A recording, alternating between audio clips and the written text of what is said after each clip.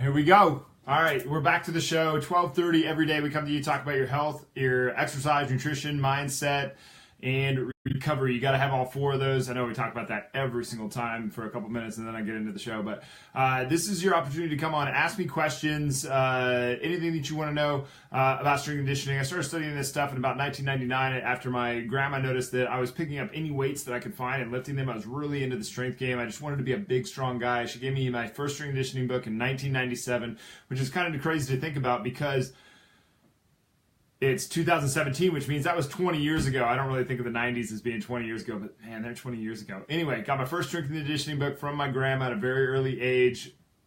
Just extremely obsessed with this stuff. Could not get enough of it. Experiment, read. Experiment, read. Experiment, read. I had no idea that there was this huge amount of information, just this ocean of information out there of people that had already gone before me that knew a lot about it. They were putting these books out there that you could get information this way. And I never had access to the coach the way that you have access to a coach, a master of strength conditioning, via the internet right now. So if you're coming on the show, ask questions. I respond to every single comment. I respond to every single DM, direct message.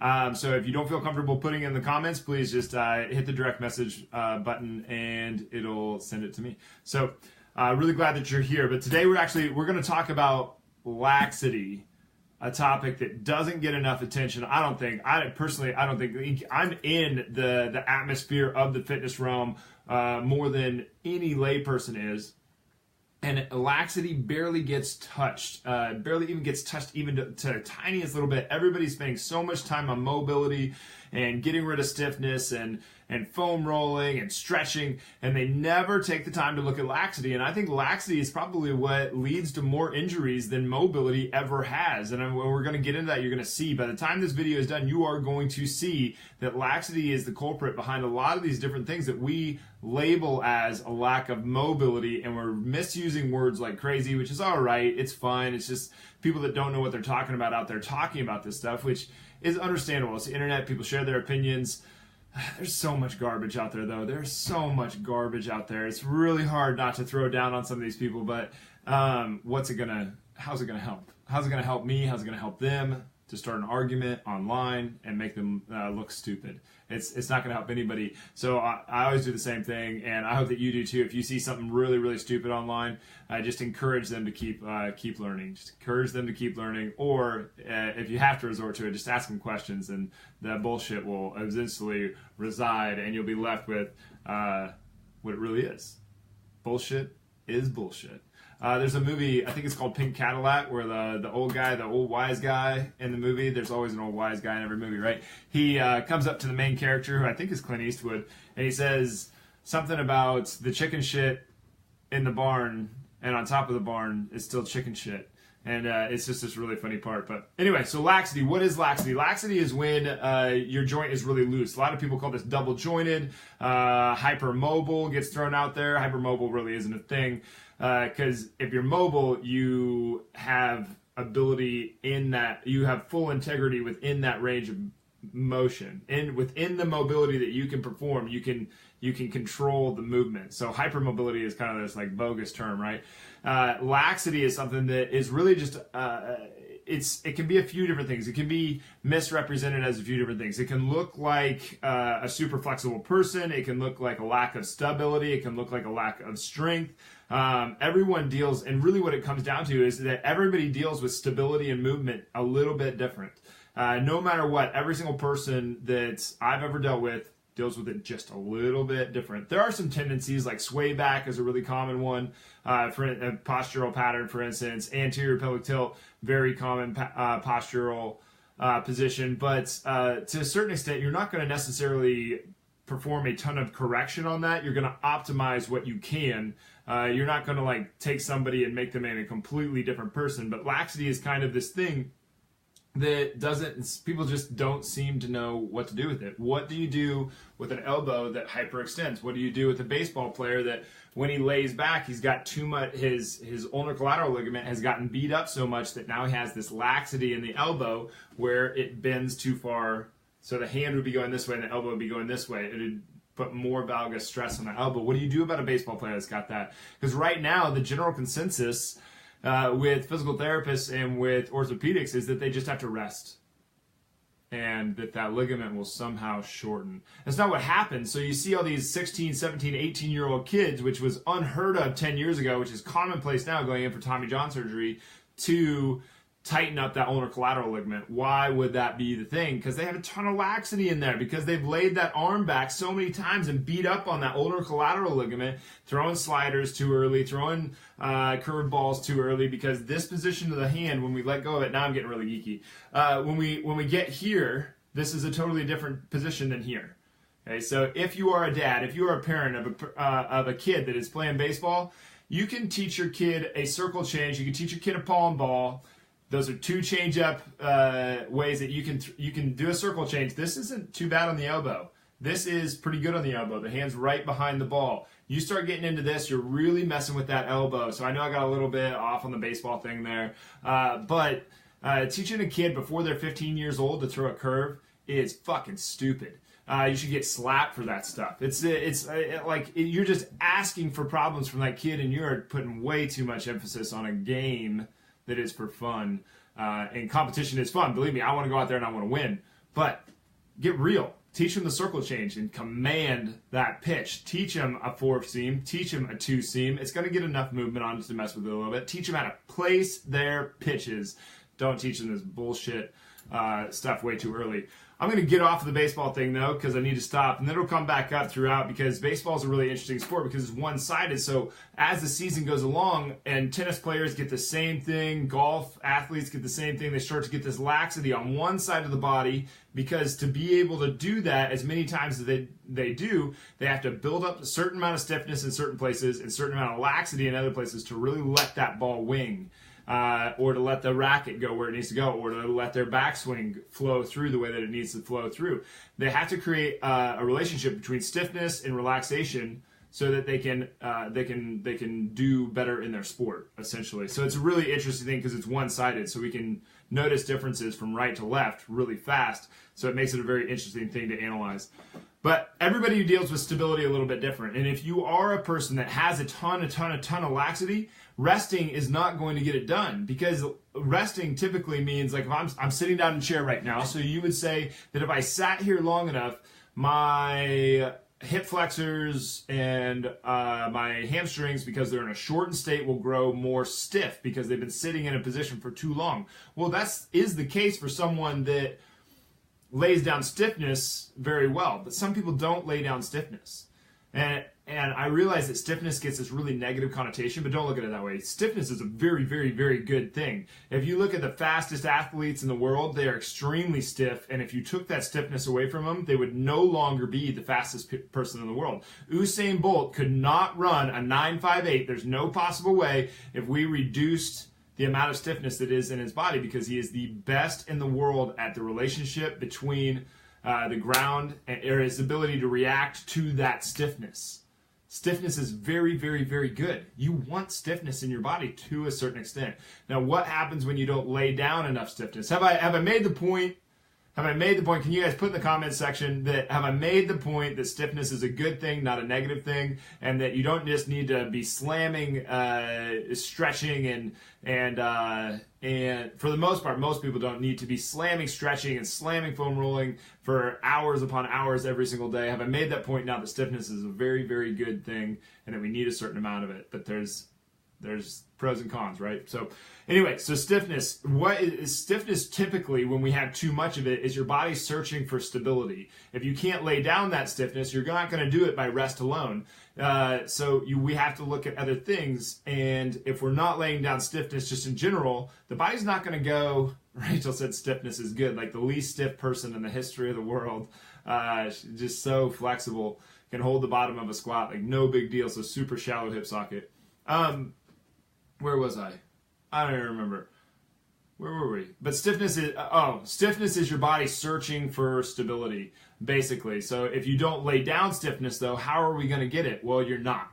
It's just not going to happen. So yes, it's pretty difficult to unstretch a rubber band. Yeah, that's a really good way to say it. I might steal that, Aaron Shaw. Aaron Shaw said that it's pretty difficult to unstretch a rubber band. That's a really good way to say it.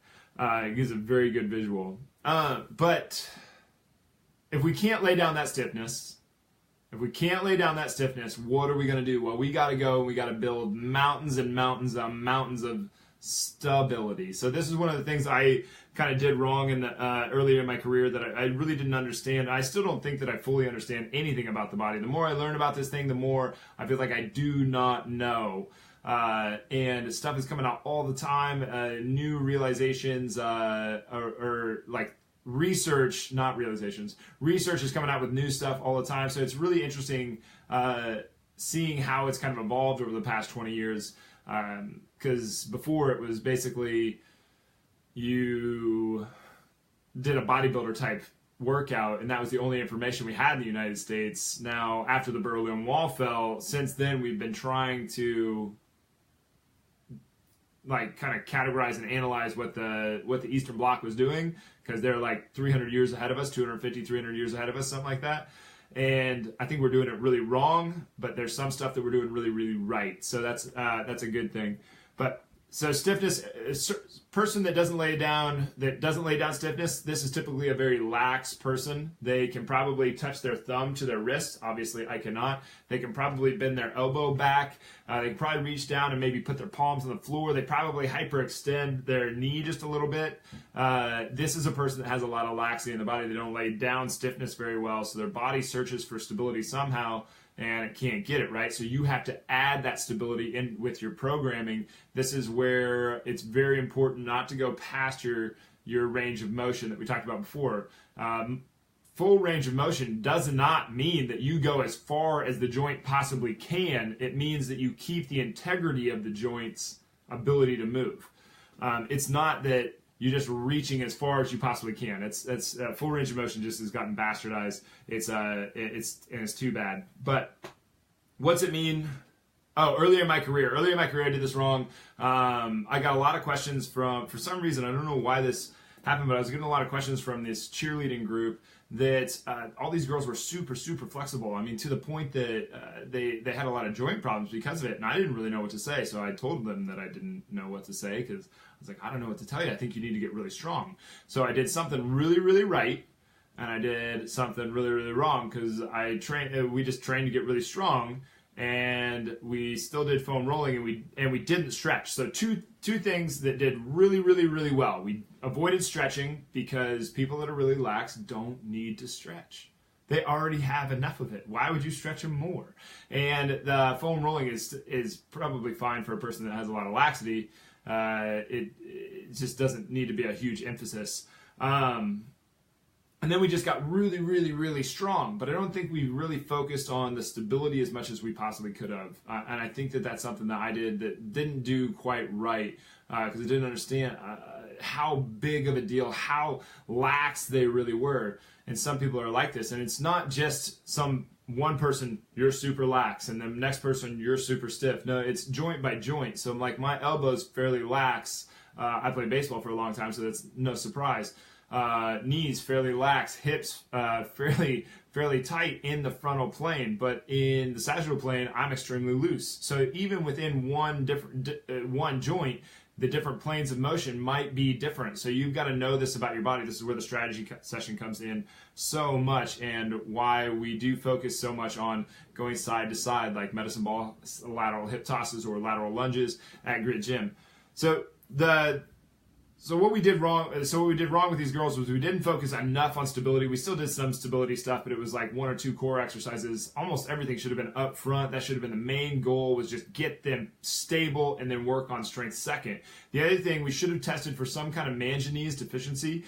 If you are a super, super flexible person, you call yourself double jointed, you say you're hypermobile, you say that your joints hyperextend, you say I don't know, that you're just like you can just do all these crazy bendy things, you probably want to get tested for manganese deficiency. Not magnesium deficiency, manganese. MANGANESE.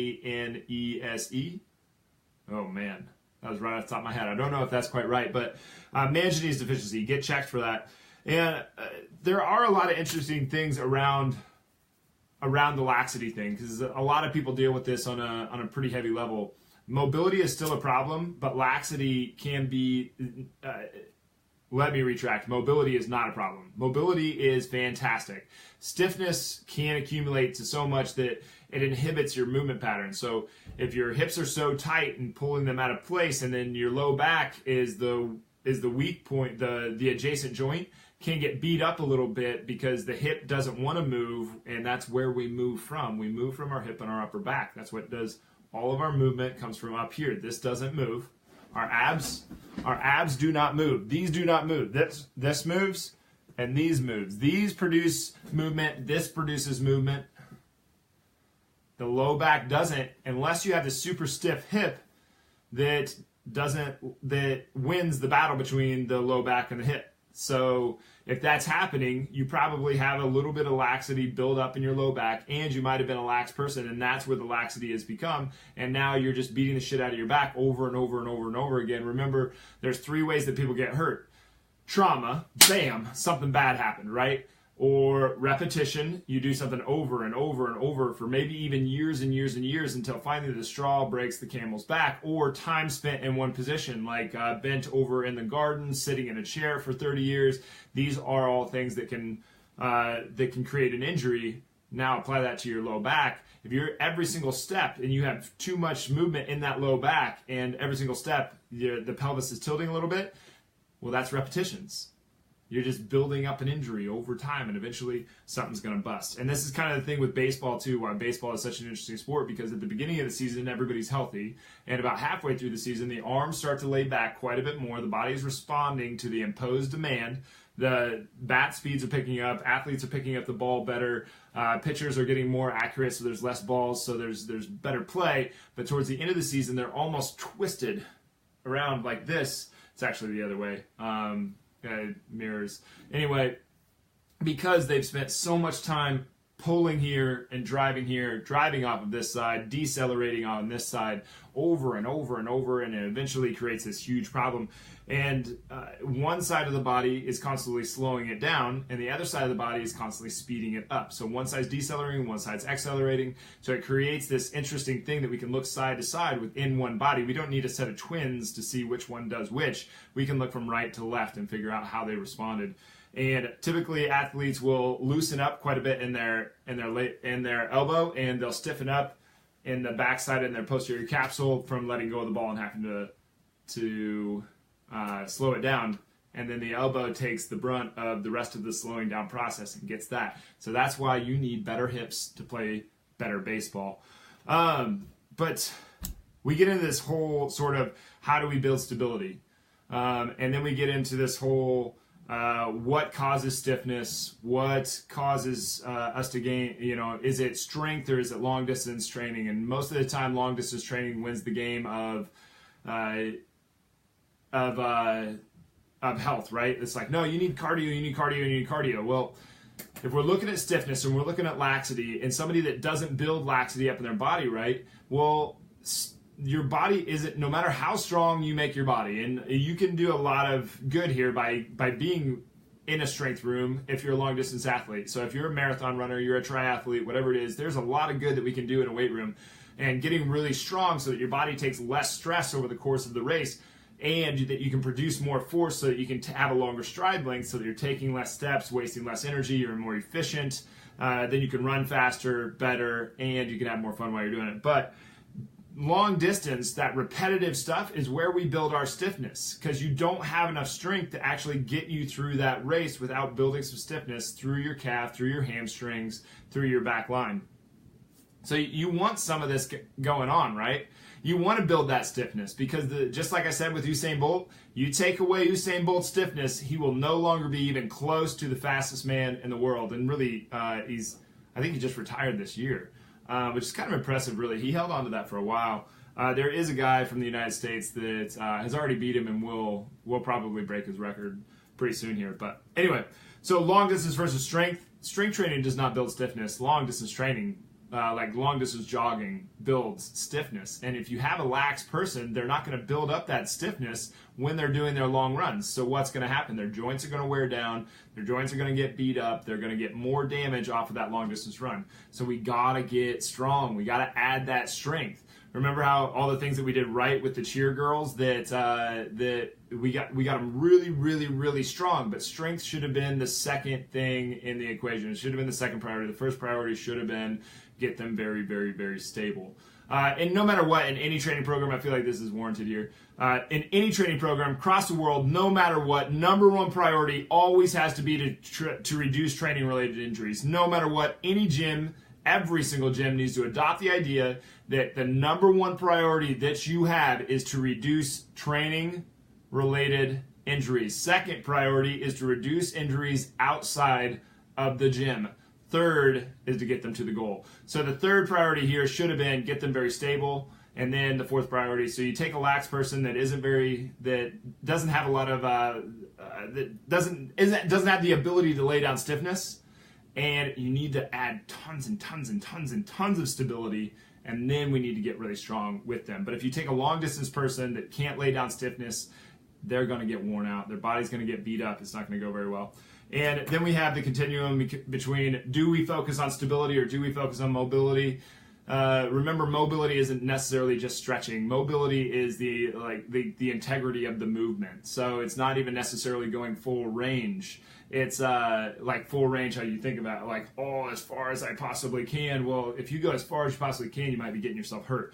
Mobility is about the control within that range of motion. So do we focus on being on the control within that range of motion, whatever it is? For instance, if you're doing a push-up, at the bottom of push-up, do you dip the shoulder like that? Because that's internal rotation. That's a lack of internal rotation at the shoulder. So we got to get here to be able to press that through, right?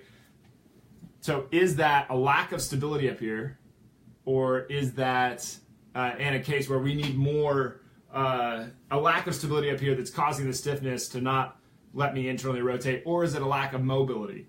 So the interesting thing, if you give that joint some stability, it's going to give you some mobility. If you give it some mobility, it might or it might not give you that stability. So in any of this stuff, whether you are a stiff person or whether you are a super lax person, the point I'm trying to make there is you have to focus on stability.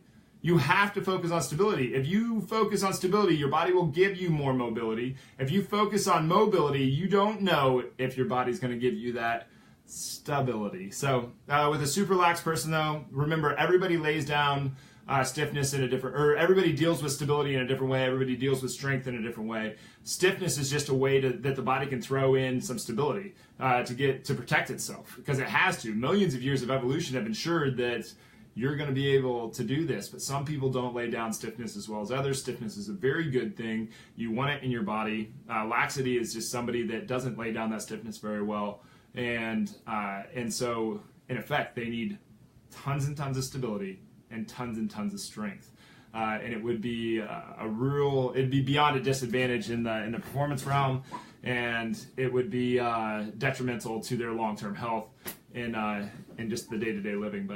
But we are almost up on time. Actually got a lot of people here. This is pretty cool. It's pretty cool when you guys all show up. I really enjoy it. But if you can take the time, please hit the share button. Obscurity is Grit Gym's biggest issue. People just have no clue that Grit Gym is around, and that's why we do all this social media stuff. And so it does a few different things. So it gets our name out there, and it also gets so that we can interact on a different level, and then also so that we can put really good information out there, because there was so much junk on the internet that I finally just could not stand it. And I've always wanted to do something like this, plus my goal is to help over 1 billion people in my lifetime. So help me get that goal. Help me get that goal and get up to 1 billion by sharing this below. And if you can comment and send any DMs that you wanted, if you have any questions, I'm happy to help. But anyway, thanks for being here, guys. I really appreciate it. I'll see you on Monday.